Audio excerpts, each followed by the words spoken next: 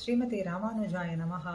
தினமும் வைஷ்ணவம் எம்பெருமானை சாட்சாத்கரித்தவர்கள் நாமும் அந்த அனுபவத்தை பெற வேண்டி தங்களுடைய ஸ்ரீசுக்திகளிலே காட்டிக் கொடுத்தவர்களான ஆழ்வார்கள். அப்படி எம்பெருமானை சாட்சாத்கரித்ததையே கண்டதையே செல்வமாக கொண்டவர்கள் முதலாழ்வார்கள் என்ற பெயர் பெற்றவர்களினுடைய திருவடியே நமக்கு சர்வம் என்று நெஞ்சே உனக்கு உகந்தது என்று எப்பொழுதும் நீ உரைத்துக் கொண்டே இரு, சொல்லிக் கொண்டே இரு.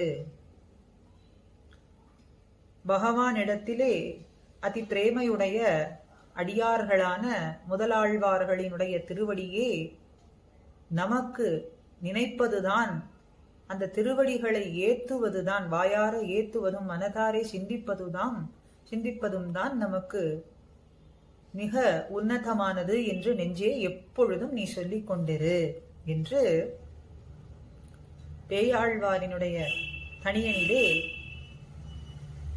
நாதமுனிகளினுடைய சிஷ்யர் குருகை காவலப்பன் மிக அழகாக நமக்கு காட்டிக் கொடுக்கிறார்.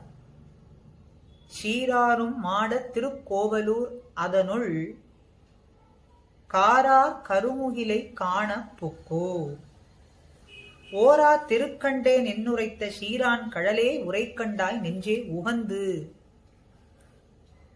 சீராரும் மாட திருக்கோவலூர், மறையாளர்கள் நிறைந்த திருக்கோவலூர், மறை ஓதுபவர்களையே செல்வமாக கொண்டு திகழ்ந்த திருக்கோவலூர், மறையாளர் வாழ்வதற்கு ஏற்றதான திருக்கோவலூர் அதனுள்ளே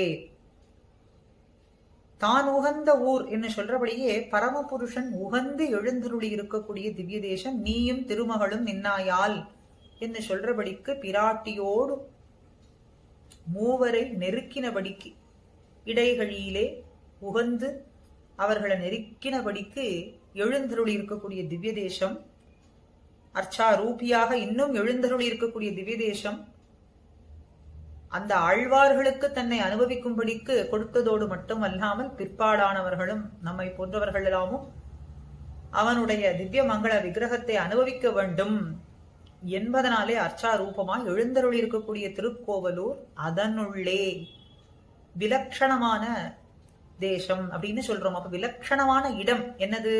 திருக்கோவலூருக்குள்ளே விலட்சணமான ஒரு இடைக்கழியிலே உள்ளே சாதனாந்தரபரரான ஒரு ரிஷி, வெளியே பிரயோஜனபரர்களான சம்சாரிகள், இடையிலே அனன்ய பிரயோஜனர்கள், அனன்ய சாதன பரர்களான இந்த மூவர் ஆழ்வார்கள், முதலாழ்வார்கள், பொய்கை ஆழ்வார், பூதத்தாழ்வார், பேயாழ்வார், அவர்களோடு நெருங்கி வாழ வேண்டும், இருக்க வேண்டும் என்பதனாலே எழுந்தருளியிருந்து வந்தான் அப்படின்னு சொல்றார். அப்படியாக திருக்கோவலூருளே அதனுள்ளே அந்த விலட்சணமான இடைக்கழியிலே அதனுள் காணப்புக்கு, அந்த இடைக்கழியிலே விலட்சணமான தேசத்திலே விலட்சணமானவன் எழுந்தருளி இருக்கான். அப்ப விலட்சணமான அந்த வஸ்துவை காண வேண்டும் அப்படின்னு சொன்னா அதுக்கு ஒரு உயர்ந்ததான ஒரு விளக்கு வேண்டும்.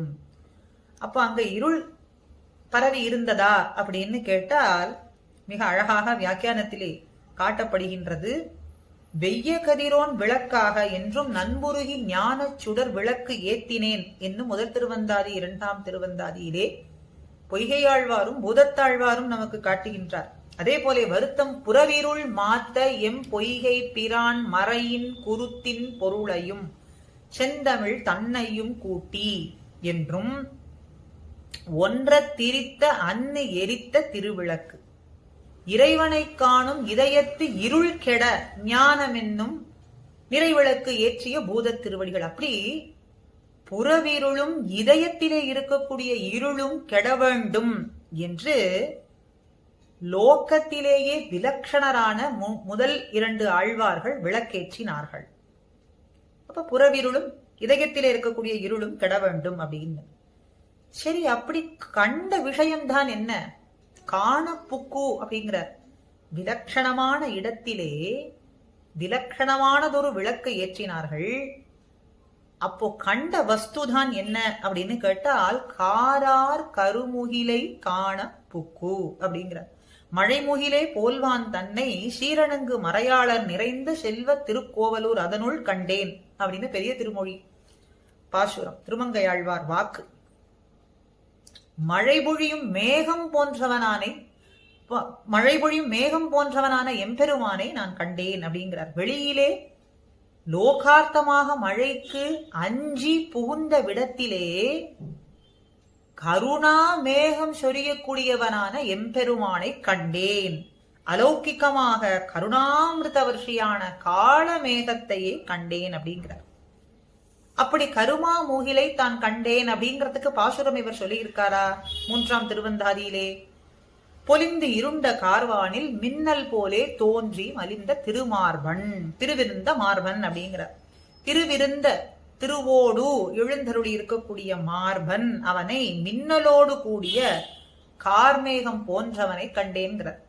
திருவிருந்த மார்பன் அப்படின்னு. அப்ப அதை கண்டேன்னு சொல்றார். அப்படி காண புக்கு திருக்கோவலூர் அதனுள் காரார் கருமுகிலை அப்படிங்கும் பொழுது குறுங்குடியுள் முகிலை மூவா அப்படின்னும் காரார் கருமுகிலை, மேகம் போல திருமேனி நிறம் இருக்கிறது, காரார் கடல் வண்ணன் அப்படின்னு எல்லாம் சொல்றோம். அப்படிப்பட்ட திருமேனி உடையவனை கண்டேன் அப்படிங்கிறார். எப்படி கண்டார்? நம்மாழ்வார் பெரிய திருவந்தாதியில சொல்றது போலே என்றேனும் கட்கண்ணால் காணா தகாது அப்படிங்கறதுனால நெஞ்சென்னும் உட்கண்ணாலே காண புகுந்தது அப்படிங்கிறார். நெஞ்சென்னும் உள்கண்ணாலே கண்டேன் அப்படிங்கறதுனாலே திருக்கண்டேன் அப்படின்னு முதல் பாசுரத்துல கண்டேன், அவன் காட்டினான் நான் நன்னாக கண்டேன் அப்படின்னு. இப்படி மழைக்கு அஞ்சி ஒதுங்கின மூவராகிய நம்மை தவிர வேறு யார் நெருக்குகின்றார்கள் அப்படின்னு ஆராய்ந்து பார்த்த பொழுது திருக்கண்டேன், காணும்படியாக எம்பெருமான் எழுந்தருளி இருந்தான் அப்படின்னு திருக்கண்டேன் என்று உரைத்தாரே. அப்படி அவருடைய திருவடிகளையே நெஞ்சே ஷீரான் கழலே உரை கண்டாய் நெஞ்சே உகந்து. ஷீரான் கழலே, சீரான் அப்படின்னு சொல்லும் பொழுது பகவானை காண்கைக்கு ஏதுவான ஞானம் பக்தி முதலான குணங்களை உடையவர் அப்படின்னு தெரிகிறது. அப்படிப்பட்ட சீரிய ஞானம் பக்தி முதலானவைகளையே செல்வமாக உடையவர், அதனாலே சீரான் கழலே திருவடிகளே நெஞ்சே உமக்கு உகந்தது அப்படின்னு நீ என்றும் உரை. நெஞ்சேன்னு சொல்லும் பொழுது அனுகூலமான நெஞ்சுங்கிற. பகவத் விஷயத்திலேயும் பாகவத விஷயத்திலேயும் எப்பொழுதும் நன்று என்று இருக்கக்கூடிய பவ்யமான நெஞ்சே, உச்சேன் உகந்து பணி செய்துன்னு சொல்றது போலே நம்மாழ்வார் காட்டி கொடுப்பது போலே என் நெஞ்சே அந்த திருவடிகளை பணிந்து வாயார ஏத்தி நெஞ்சாலை ஸ்மரிப்பதுதான் உனக்கு உகந்ததான ஒன்று அப்படின்னு நமக்கு காட்டி கொடுக்கிறார். விலட்சணரான ஆழ்வார்கள், மற்ற ஆழ்வார்களுக்கு முன்னே உதித்த ஆழ்வார்கள் அவர்களுடைய ஈர தமிழ் சொற்களாலே நன்னாக எம்பெருமானை நாமும் அனுபவிக்கும்படிக்கு, நமக்கு அந்த அனுபவத்தை பெறும்படிக்கு காட்டி கொடுக்கின்றார்கள். அப்படி அந்த ஆழ்வார்களினுடைய திருவடிகளே நமக்கு என்றும் எப்பொழுதும் சர்வமும் என்று இருப்போமாக. ஸ்ரீமதே ராமானுஜாய நமஹா.